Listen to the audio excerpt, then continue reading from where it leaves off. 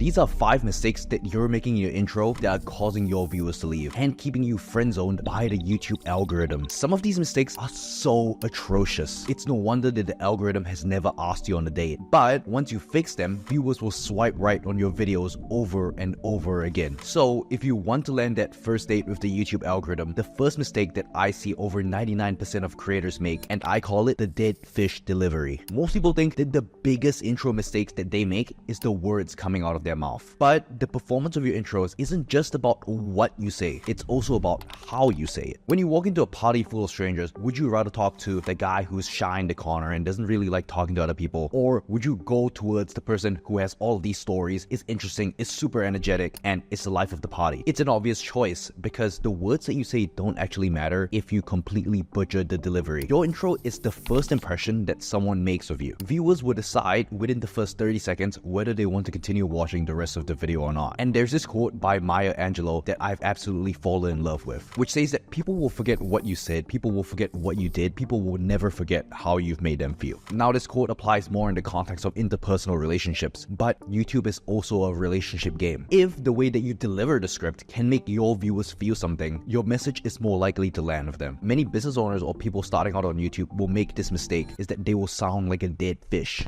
Alright, I'm just going to give you an example of me using my voice. And that's because most business owners have this deadpan serious personality because business, and it served them well in business and for good reason. But if you really want to perform on YouTube, you need to inject some personality and some energy into your videos. Now, I'm not telling you to do jumping jacks or shout at the top of your lungs like Mr. Beast, but when you're delivering your script, there needs to be some kind of variation in tone. There needs to be something interesting about you. Think of your entire video as the roller coaster ride. Really, it's the first initial drop that will set the tone for the rest of the roller coaster ride. And now, I'm gonna give you 3 camera presence skills that I've personally paid thousands of dollars to learn, and I'm just gonna give it to you completely for free. And if you apply these skills immediately, your first 30 seconds will immediately elevate. Let's take a look at one of my videos from a year ago to see if you can spot any mistakes. I've spent 10,000 hours writing scripts for some of your favorite YouTube channels, and I've generated hundreds of millions of views across the 700 videos that I've scripted. I've learned so many things over the years that has allowed me to become a top 1% YouTube scriptwriter. So was that intro by any means terrible? No, I think the editing saved it. But if I had actual camera presence and I applied these 3 concepts that I'm about to show you, my retention would have gone from probably about 50% to immediately 70%. Number 1, hand gestures. Vanessa Van Edwards, a body research analyzer, analyzed hundreds of TED Talks and found one thing. The most viral TED speakers used twice as many hand gestures as those who didn't. The top performers used 465 hand gestures, whereas the bottom performers only used 272 hand gestures. Hand gestures matter when you talk because it gives you an appearance of warmth, engaging, and trustworthy. And when the hand gestures that you use supplement the script and the actual words that you say, it helps the viewer process the information a lot better. Now, if you were to rewatch that video, really the only hand movement that I did was something like this. I was pointing towards myself, which was terrible. But if you look at the script right now and you were to annotate it, you can see that, oh, I can actually use hand gestures when I say 10,000 hours, or when I say a lot, or millions of subscribers, right? So hand gestures to show that something's big. Once again, you don't just want to throw up any hand movement. The hand movements that you use needs to supplement the script itself. Number 2 is tonal emphasis. Once again, if you rewatch the hook, you'll notice that my tone is completely flat, which can bore the viewer to death. And part of why my tonality was absolutely terrible was because I spoke way too fast. So if I were to slow down and emphasize the words and have variation in volume when I say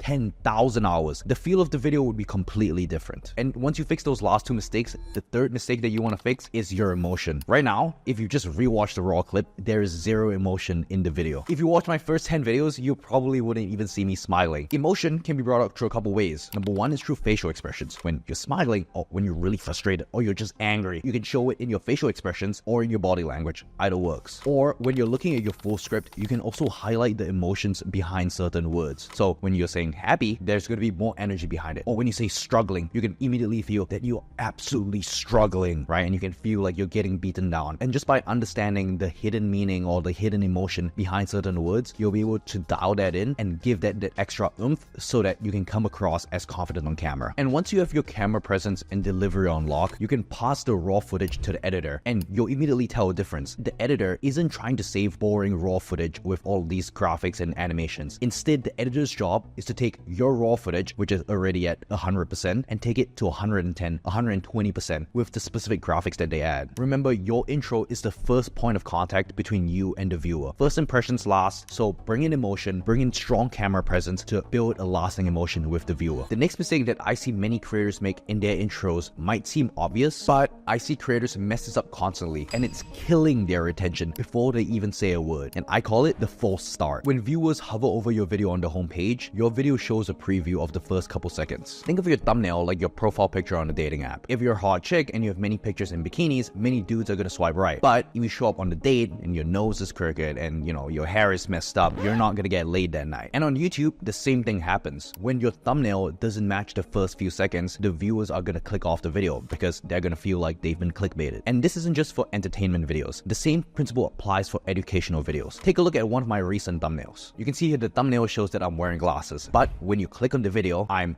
not wearing any glasses like right now. And that's because I got LASIK surgery and I didn't spend time taking new thumbnail photos. But just this small change can absolutely kill your attention because I look like two completely different people. This disconnect might seem so minuscule that can actually drastically impact your attention. No one wants to be catfished, so make sure that your thumbnail matches the first frame of your video so that you don't catfish your viewers accidentally. Now let's take a look at how Mr. Beast does it. In this thumbnail, you can see very clearly he's in a cave, he's wearing a red jacket, and he's climbing down the cave. And the first frame perfectly validates the thumbnail. Once again, he's in a red jacket and not a yellow jacket. He's in a cave, he's on his way down, and it's his face at the very start, not someone else's. So immediately, as a viewer, you know that when you click on the video, you're going to get exactly what you clicked for. And to dig a little deeper, the psychology behind this is absolutely fascinating. Our brains make split-second decisions as to whether a video is worth our time or not. And when there's mismatch between what was promised, so the thumbnail, and the actual content of the video, it triggers what I call a trust break. And once that trust is broken, it's almost impossible to win the viewer back, and they'll probably go on and watch another video. So before you even film or start scripting your next video, design your thumbnail first. Or at the very least, have a quick sketch of how the thumbnail will look. That way you know how you can frame your thumbnail so that it's actually clickable for the viewer. And then make sure that your first frame is as close to your thumbnail as possible. If your thumbnail shows you teaching someone a backflip, your first frame needs to show you, your friend, and he's doing a backflip in the first frame. So now that you've fixed your first frame, let's talk about a deadly mistake that is making your viewers ghost your content. And I call it the menu reveal, which in my opinion is costing creators views in a way that they don't even notice. And once you understand the menu problem, your first 30 seconds will go from looking like this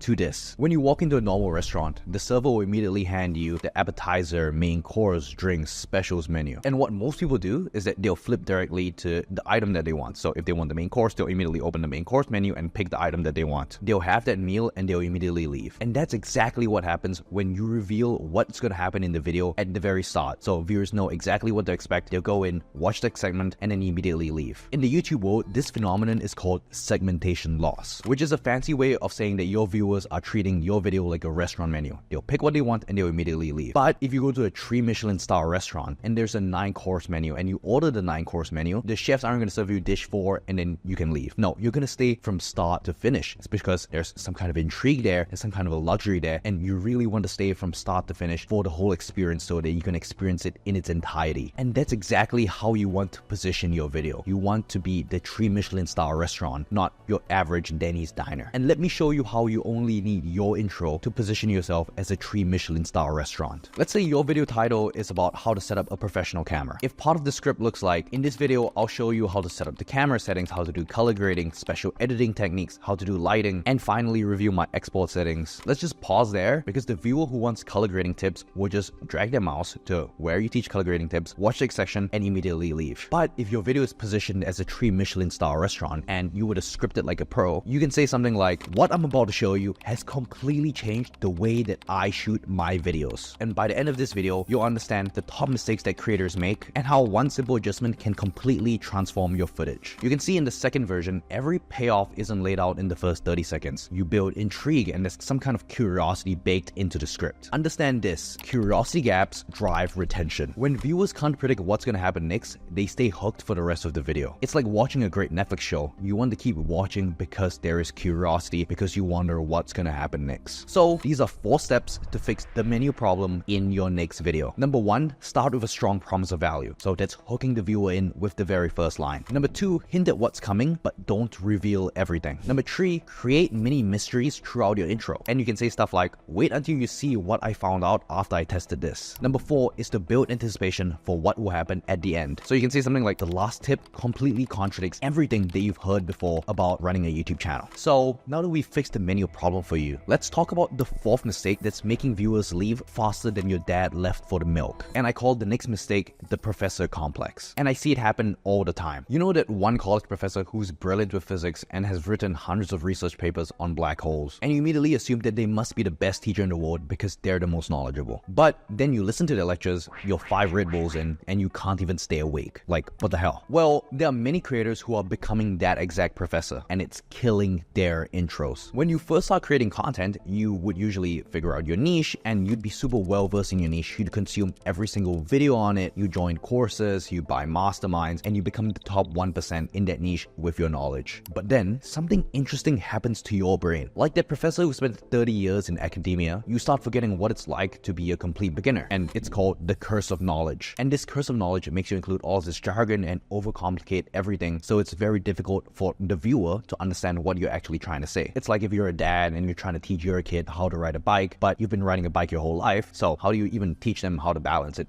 doesn't really make sense. And that's also why people don't love listening to professors, because they use all of these fancy words, and some of them, their intros will sound something like, today I'll elucidate the methodological framework for how to increase your click-through rate. And even that's a mouthful for me to say. Now, if you simplify the language, what that sentence is actually trying to say is that I'm going to show you how to improve your click-through rate so you increase the number of views that you get. Can you see the difference? The second version is so much clearer, it's shorter, it's much more concise, and you go straight to the point. And when people can understand what you're trying to say, they're more likely to watch the rest of your video. Simple as. This is especially important because your intro is the start of a conversation with someone new. And when you use complex language to sound smart, it actually confuses the viewer. The reality is, complex language doesn't make you sound smart. The real genius is taking these complex concepts and really simplifying it to its essence. It's like Einstein said, if you can't explain it to a 6-year-old, you don't understand it yourself. So if you want to save your intro from the professor complex, number 1, read your script out loud to a friend who has completely zero knowledge on the topic. Number 2, if you really need to use technical jargon, explain it afterwards. So if you were to say that your videos have a $5 RPM, you would explain that RPM equals revenues per mil, and mil is Latin for 1,000. So RPM just means revenue per 1,000 views. See how simple that is? And number 3, you can use the Hemingway editor to edit your script for its writing level. You can just copy a whole script, paste it in the Hemingway editor, and you can edit it according to its reading level, just like this. Simple. Remember, your goal isn't to impress your viewers with vocabulary. You need to make your content easy for them to understand and implement in their daily lives. Every time you choose to use simpler language, you're making it more accessible to thousands of people. Okay, now that we fix your language use, let's talk about the 5th and final mistake that is absolutely destroying your retention. And I call it the kitchen sink syndrome. After a full day of cooking, you look in the kitchen sink. You have vegetable scraps, rice, oil, chunk of meats, maybe some bones in there. And you look at it and it's kind of a pain to dispose it properly. So you cross your fingers, you pray, and you chug everything down the kitchen sink and hope that it goes down. And guess what? Everything clogs up, nothing goes down, and everything goes to shit. And this exact same thing happens with your YouTube intros. Creators will try to force feed all of this information to the viewers in the first 30 seconds, which creates a mental clog and makes viewers want to leave because they're not sure which pieces of information to cling on to. In your intros, most creators make either one of 2 mistakes. First, I call it the credential dump. And let me explain it with one of my videos. One of my recent videos I posted is, I scripted 1,000 videos, here's everything that you need to know. I could have gone on and on and on, talked about how many subscribers I've gained, how much revenue I've generated, all of these scripts that I've written for documentaries, faceless channels, compilation channels, blah, blah, blah. But none of those credentials are specifically related to script writing. They're related to YouTube as a whole, but not related to script writing. So really, credentials just have to be one line, and you just want to keep it super simple. You can really simplify it into, I've scripted 1,000 videos for channels like Jordan Welch and vidIQ that has generated over 1 million views total. Straight to the point, and you can talk about something else after. The purpose of establishing credibility at this stage is to show viewers why they should trust you, not a resume reading contest. And the second way that creators clog up their intro is with information overload. This is where you try to front load your video with every single piece of information. So if you have 50 characters in your video, you try to explain every single character in the first 30 seconds. Or if you have a 2,000-year-long story, you try to preview every single part of the story. And that makes absolutely no sense because you only have 30 seconds. In reality, your first 30 seconds only has to give the viewer just enough information so that they want to continue watching the rest of the video. And usually that just enough information is 2 to 3 story beats that will get them intrigued and want more. And then along the way, you can continue drip feeding new pieces of information just like you would tell in a storybook. When you remove all of the excess information, you're left with something that viewers actually want to watch. If you look at this hook, I made 7,400 barber videos to crack going viral, and saying I spent countless hours researching, testing, editing, and analyzing trends, hashtags, and engagement metrics just to figure out what works. And if you follow these tips, you could go from having nobody watch your content to having thousands of millions of views and followers. Once you understand how to create high quality short form content, you'll be able to build a dedicated audience who will be throwing likes, shares, and comments under every video you post. The obvious mistake with this is that you are overloading the viewer with information. You're over explaining and you're selling the video too hard. You're giving them too much of a reason to want to watch. And when you tell them, hey,